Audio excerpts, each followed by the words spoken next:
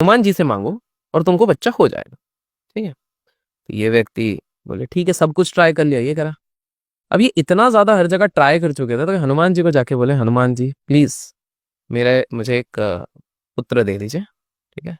और अगर पुत्र हुआ ना तो मैं इसको आपकी चौखट पे ही आपको ही समर्पित करके चले जाऊंगा, क्योंकि मेरे लिए द वेरी फैक्ट कि ये हो भी गया वो बहुत बड़ी बात है। एक सुख मिल गया हमको माता पिता का, लेकिन आपके हवाले छोड़ के चले जाएंगे। विद इन 9 months पुत्र हो गया। अब देखो कुछ भी कहो, माता पिता का मोह तो आ जाता है। तो यार अब कैसे छोड़े यार हनुमान जी के। तो जब वो 2 वर्ष का था तभी हनुमान जी के, अच्छा, और उन्होंने ये बात उनकी वाइफ को भी नहीं बताई है, किसी को नहीं बताई है कि मैंने हनुमान जी से ये चीज मांगी थी।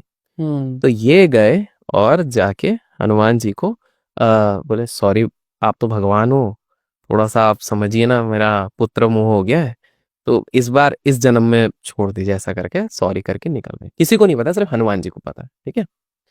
अब बेटा जैसे ही बड़ा होता है, ये at a very young age, 4-5 साल की उम्र में हनुमान चालीसा, रामायण, राम जी का जप करना, और ये गाता बहुत अच्छा है। तो आपने देखा होगा कि लोग भजन करते हैं, कीर्तन करते हैं, तो वो राम जी के बहुत पॉपुलर हो गया इनका बच्चा। इनको भी बड़ा प्राउड फील होता था कि यार हमारा बच्चा है। बट एट द एंड गांव से इनको पता लगा कि पैसा कैसे कमाएगा, पैसा भी कमाना है। तो ये जो एक बड़े उद्योगपति जिनका नाम बी से शुरू होता है, उनका पूरा ग्रुप का, तो वो लोग बहुत बड़े राम भक्त हैं।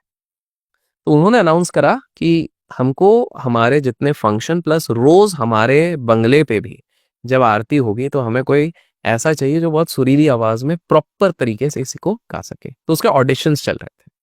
तो इनको पता लगा, और बदले में क्या, बदले में रहना, खाना पीना और पगार मिलेगी। तो किसी के लिए भी एक बड़ा फैमिली प्लस पगार मिलना, सेटलमेंट है, बड़ी बेसिकली बड़ी बात है। और प्लस वही काम करना जो करना चाहते हैं। यस, तो ये तो और भी बढ़िया।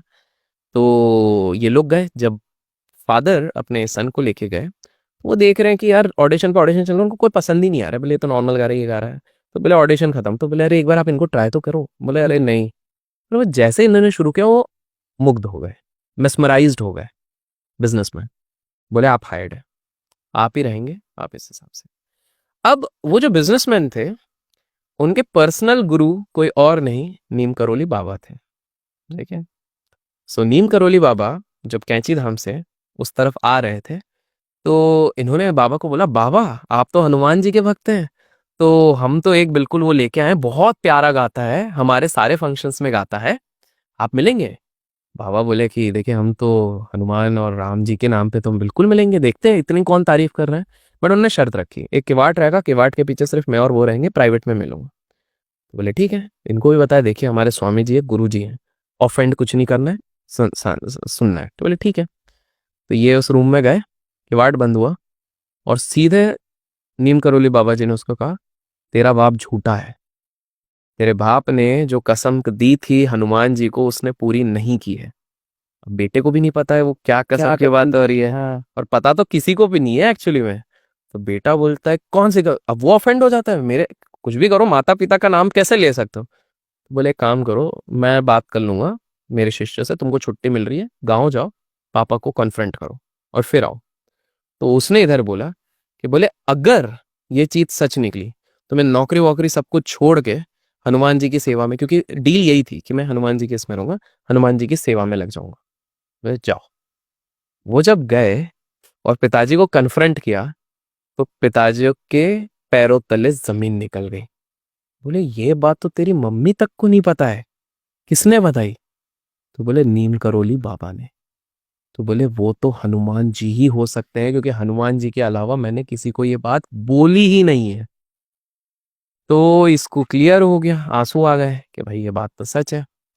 तो बोला पापा देखिए, अब आपने तो अपना वादा नहीं निभाया, लेकिन जो गलती है उसको अब हमको वो करना पड़ेगा। तो मैं तो ये हूँ। तो ये बाबा के पास वापस गए, बाबा सॉरी आप सही थे, तो मैं अब पूरा अपना जीवन हनुमान जी को समर्पित करना चाहता हूँ। बोले ठीक है, नौकरी छोड़ दो। और बाबा जी ने बोला कि एज अ प्रोसेस अब आपको यहाँ पर जब भी कोई भिक्षु आए, कोई भी आए, आपको उसको खिलाना पड़ेगा। तो ये बोले अरे बाबा लेकिन, और बिना डोनेशन लिए। बोले बिना डोनेशन लिए, बिना कुछ किए, नौकरी भी छूट गई है, सेविंग भी नहीं है, कैसे खिलाएंगे?